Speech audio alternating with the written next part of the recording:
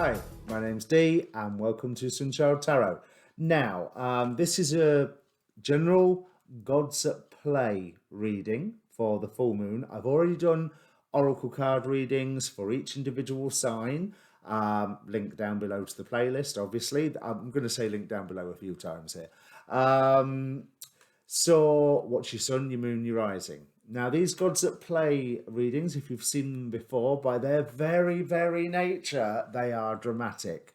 They are looking at the masks that the archons are wearing to keep you separate from your divine purpose, and the gods that are working with you and that are on your side, trying to lift you up and reconnect you with your higher self, God, the divine, however you want to look at it.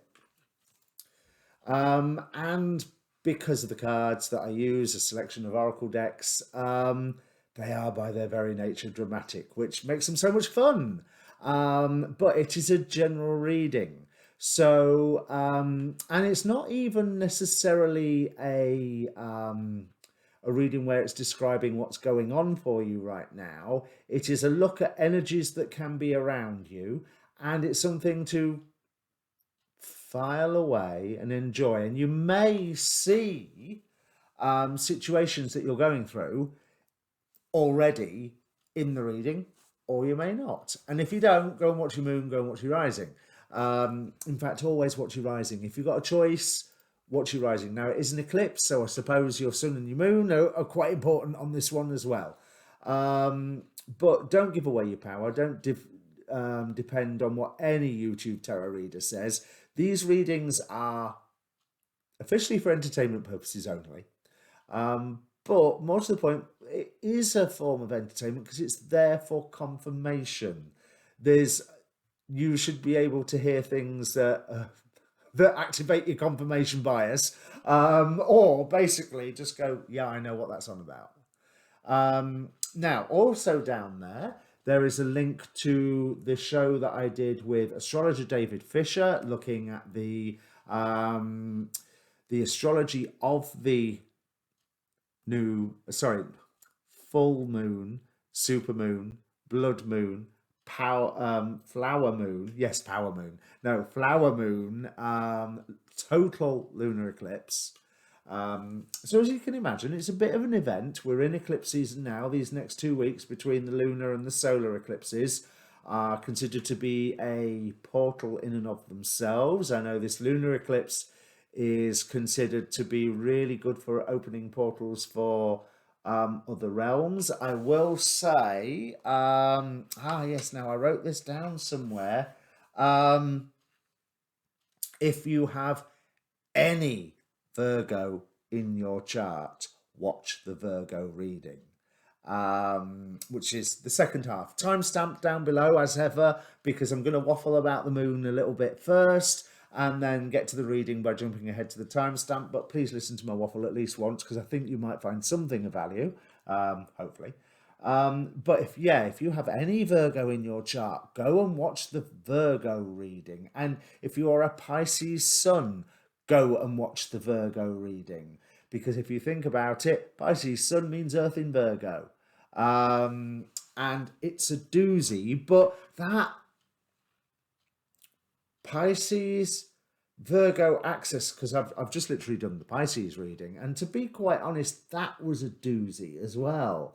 So if you've got anything on that Pisces Virgo axis, go and watch both of them, to be quite honest. Right, so with this reading, you can ask a question beforehand. It's not one where I guarantee that you'll be able to tell if there's an answer or not. It's not like the monthlies or my sun with moon rising combination readings, where you can either tell, yeah, this is for me, this isn't for me.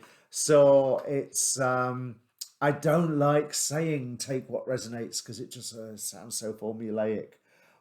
But if the whole thing resonates, take it. And if the whole thing doesn't resonate, don't take it.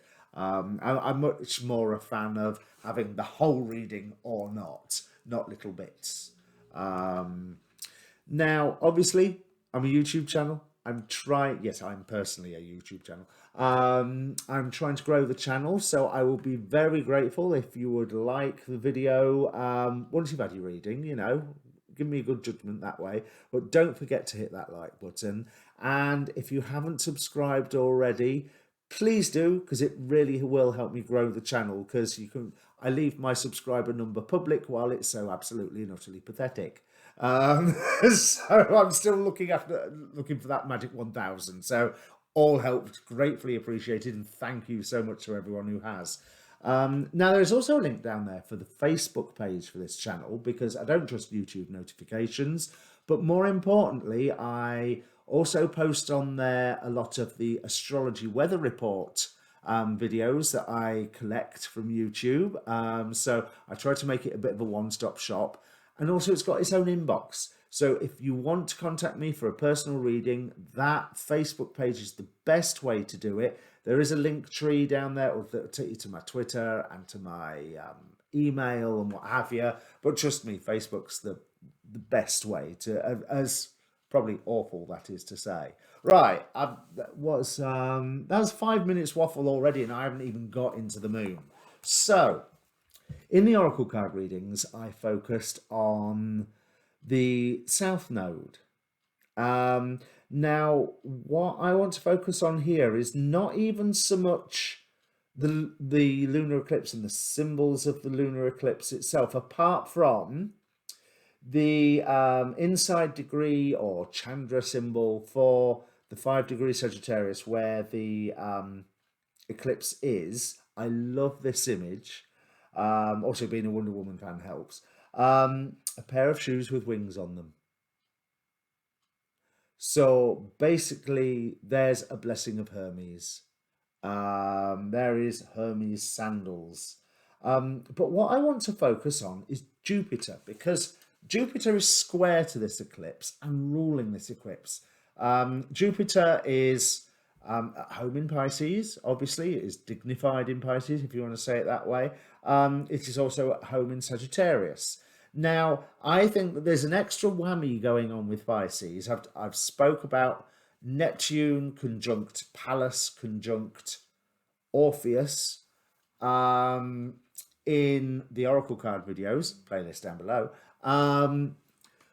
But Neptune is, if you look at Neptune as the modern ruler, that's energizing Pisces and anything that's in it. You look at Jupiter as the traditional ruler, which I prefer traditional rulerships, it's energizing everything else in Pisces.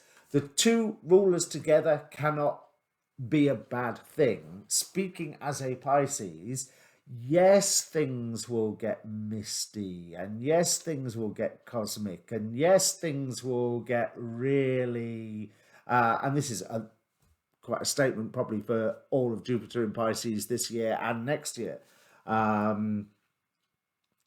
But don't forget, we're going to get reined in by Saturn in a month or so's time as Jupiter goes retrograde. But moving on, the angel ruling Jupiter is Yelahia at 1 degree Pisces. It's actually 1 degree 11 minutes. So I looked up the angel number for that, which says very much it's about manifestation, prosperity, awareness, uniqueness, motivation, and independence. But basically, monitor your thoughts and stay focused.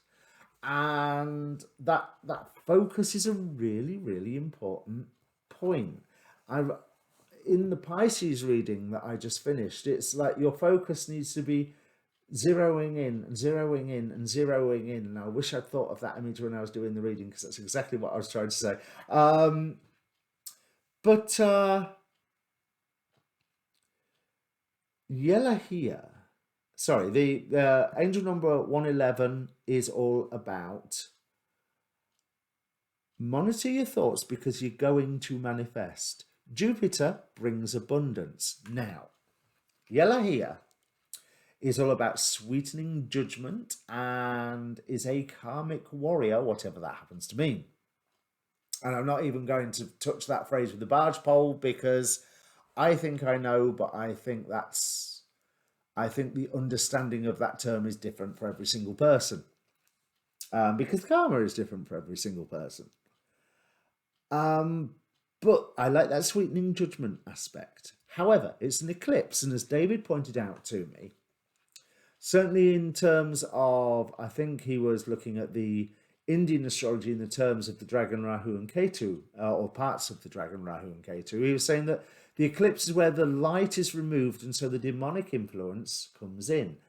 Now, the demonic influence, this decan is ruled by day by Furfa, Goetic spirit Furfa, or Furta, and by night, Seer.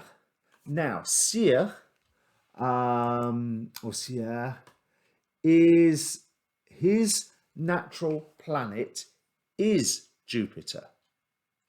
So the fact that Jupiter in Pisces, in Seer's decan, gives that Jupiter expansiveness extra whammy for me. But it's given extra whammy to that Pisces energy. But let's have a look what Seer is about. Now, I would imagine around the eclipse is a great time, if you're into Goetic evocation, to evoke Seer. But I would cast some divination first, and I'm still apprehensive about doing any hocus pocus during the 14 minutes of the total eclipse. Wait till the sunlight has returned to the moon. And if you're wanting to contact Seer, I would imagine in that 14 minutes, although he is a timeless entity and lives in a realm beyond time, but you know, this time here, so he's going to likely be busy being during those 14 minutes, and therefore after the 14 minutes been in a really, really good mood. So Seer is actually quite a benevolent entity. Seer is known to increase the longevity of the witch, so that's really quite useful. Certainly when your days are getting on a bit. And he is apt for chakra work, specifically the second chakra, the soul star and the earth star chakra. So literally that he is an embodiment of working with the as above, so below, or the grounding yourself and bringing down white light, if you know the technique from that name. But most traditions have a version of linking yourself to Gaia and then bringing the energy down from the cosmos. Seer engenders the quick occurrence of things and catalyzes stagnated affairs with movement. He enacts the revelation of whatever persons in your life essay to keep you unaware of. So he reveals secrets. He presides over sorcery and brings about the fulfillment and gnosis of the will. So there's an understanding of self there, and there's an understanding of divine self there, or of just the divine. But the next bit is what I've highlighted. The traditional delineation of Seer is as follows, and I love this. His office is to go and come, and to bring abundance of things to pass all of a sudden, and to carry or recarry anything wherever you would have it go or where you would have it from. He can pass over the entire earth in the twinkling of a single eye. He gives a true relation of all sorts of theft and of hidden treasure and of other things. He is of an indifferent good nature and willing to do anything that the summoner requires. And then it talks about how he will help the witch contact higher spheres of light, and you've got to remember that a lot of these Goetic spirits that Solomon worked with have angelic origins. So, you know, they know what they're on about. Now, the actual degree, angel of the eclipse degree, is about building bridges, fertility, multiplicity, defeats, this Amael, defeats frustration, despair and depression, but obviously not in that 14 minutes. That's where I would imagine they could rear their head. And then it's up to you to defeat frustration, despair and depression for those 14 minutes. But the minute that light returns, Amael will be there assisting you with that. And there's a huge amount of self-determination I'm seeing about this lunar eclipse. I am actually really, really excited for this lunar eclipse. When I was starting the astrology, I was a bit like, oh God, eclipses, they're all going to be scary. You know, they're as scary as comets. But there's so much that can be drawn, I think, from this eclipse, or that can be opened. There is a wonderful sense of potential. And if this is the start of this 2-week portal, it is something to be celebrated, it is something to be experienced, and it is something to spiritually grab with both hands, in whatever way, shape, or form that may mean, because grabbing may be the wrong term. Because the other thing about this 1 degrees Pisces, there was a writer called Franz Baden who did evocations of what he called the degree heads of every degree of the zodiac.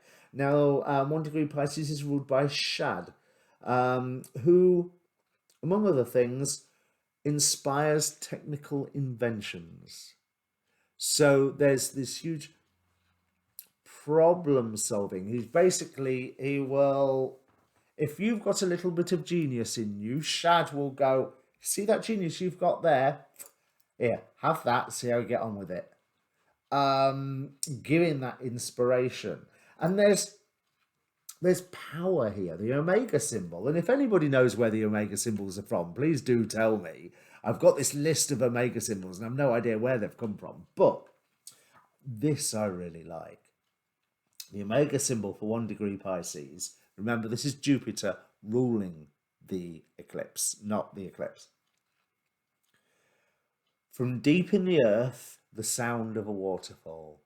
Now, within that, we've got that sense of building of power, building of potentiality. We've got the idea of the underground stream, that magical current that runs through the earth that magicians and energy workers can tap into, the dragon lines, the ley lines, however you want to say it, with that cleansing sense of water, the waterfall. There's not much more for me. I mean, I've got loads of notes here, but they're all pretty much saying the same thing. This lunar eclipse is a doozy. Take advantage, take precautions. You know, don't do your hocus pocus during the 14 minutes of total blackout, but take advantage. Meditate, sing, dance, do whatever feels right for you that gets your energies tingling. Not just your fingers, but the air around your fingers. Not just your spine, but the whole air around you.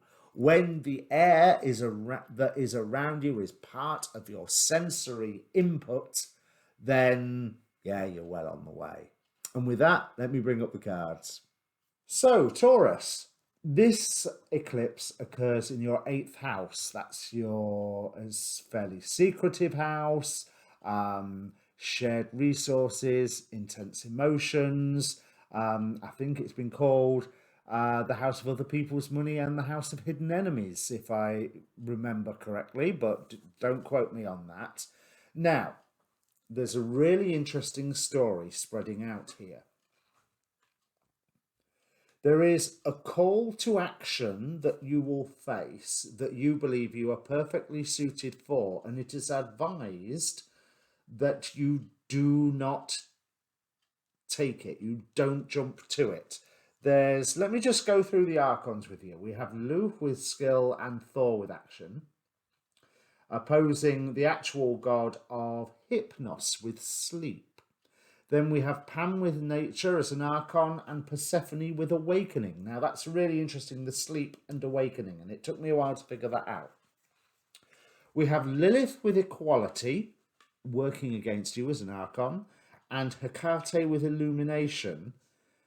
Icarus as the archon with inexperience, positioned against Prometheus with cunning and Alcmene with unfairness. So Alcmene here is an energy on your side, which you wouldn't necessarily think that unfairness would be on your side, but I think I figured it out.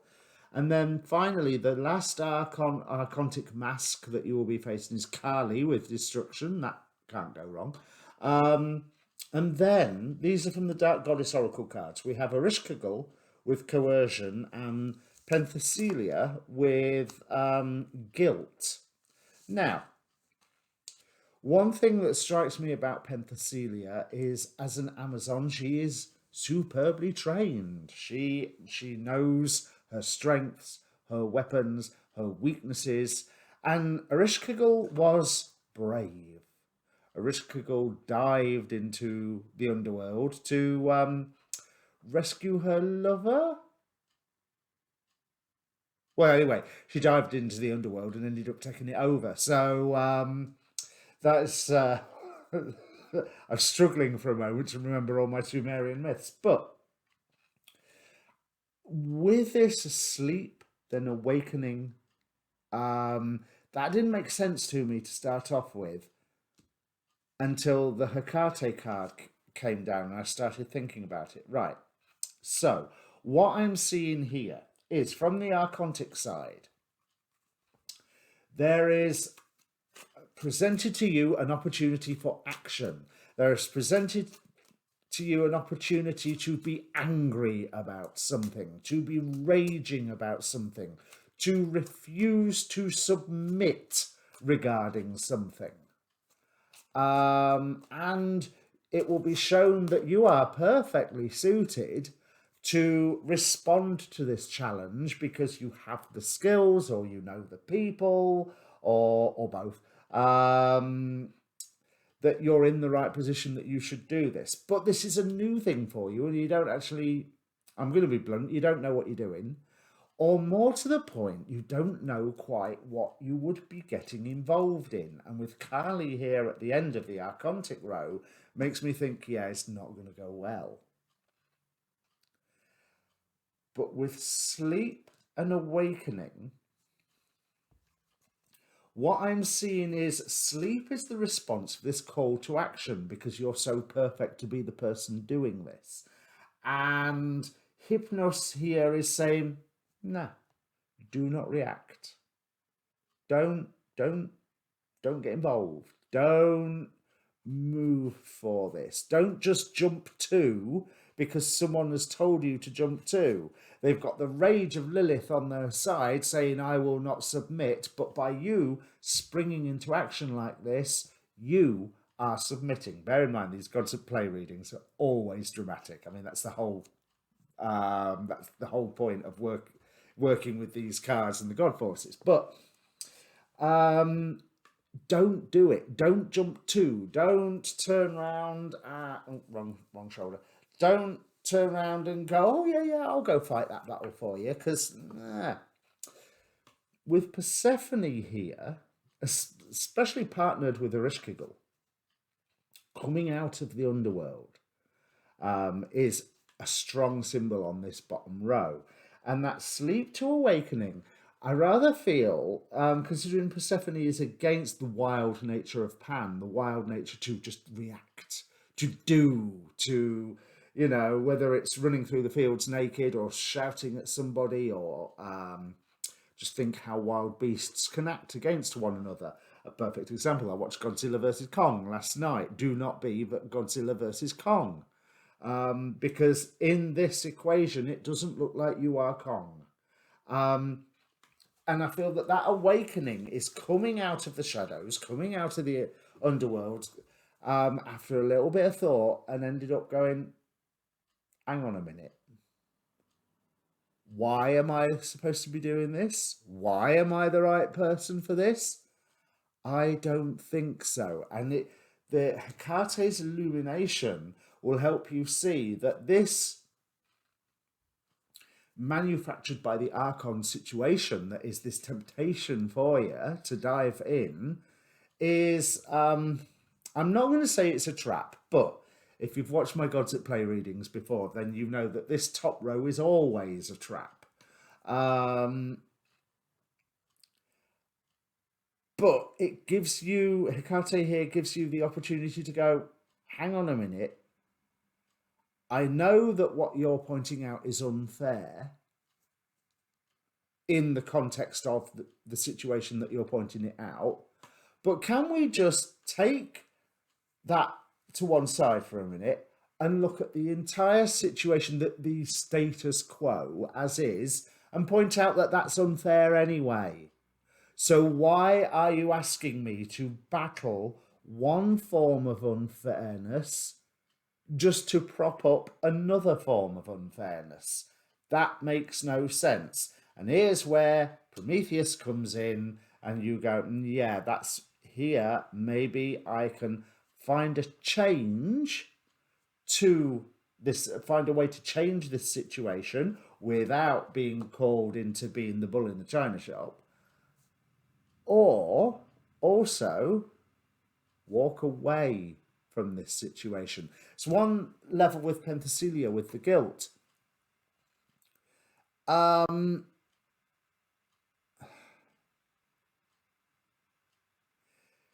It may be that someone will pull on your heartstrings and say, but won't you feel guilty if you don't act? But what I would say is, what if you feel guilty because you do act? You need to just examine whatever situation is being presented to you and go, yeah, no, yes, that's unfair, but then so is the entire situation before that happened. So no, I am not going to battle one injustice to prop up another one. This, because we've also got, quite surprising with Lilith on the top, the Angel of Freedom. So I am always free to choose love, independence, and creativity. And then we have Leuia with fruition. I believe that by not reacting and then slowly working to change things on a subtle level, or even just walking away from things, you will have some plans coming into being, have some plans mature, bloom, blossom, that is maybe something you've been waiting for a while.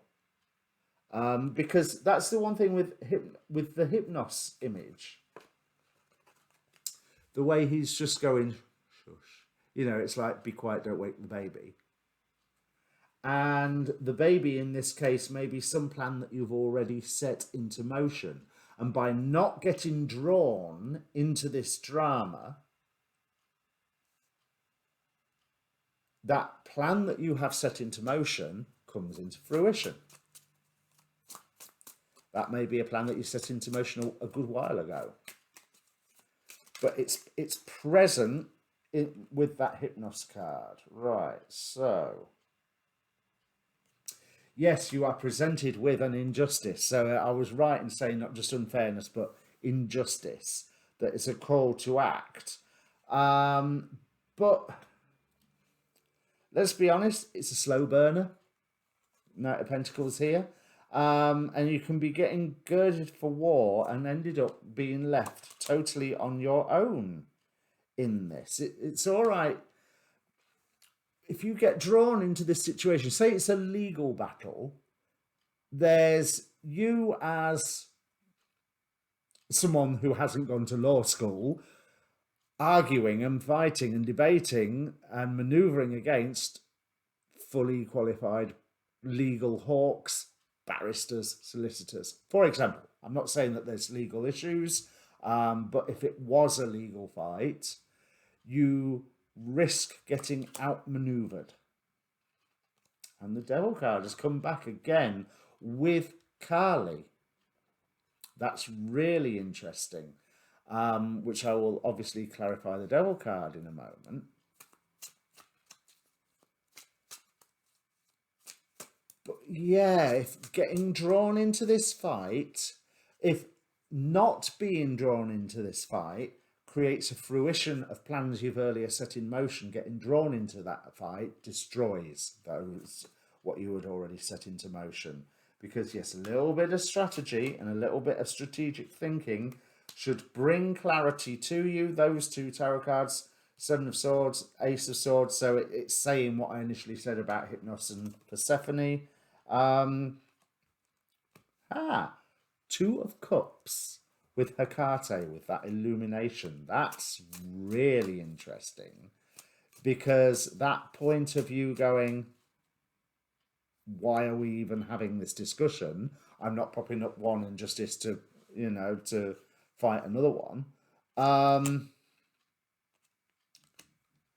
It's going to take you places, but it's uniting you with something. And Two of Swords on Ereshkigal and Penthesilea, which rather implies to me that there will be no guilt for not acting here, because as I say with Penthesilea, you know what your actions are, you know what your weapons are, you know what your strengths are, and you know what battles need to be fought. That was the story of Penthesilea anyway.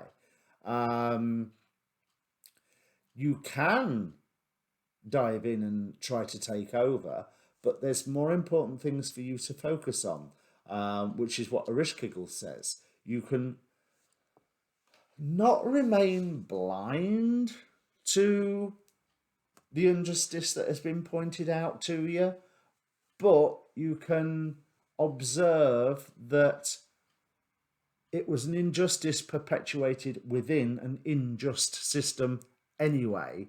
Both the injustice is wrong and the unjust system is wrong. So two wrongs, we know what they don't make. Right, so let me just clarify that Kali with the devil card on top of it, so, because that sounds positive. Kali is an Archon with a devil card on it. We have Eight of Wands with Renove.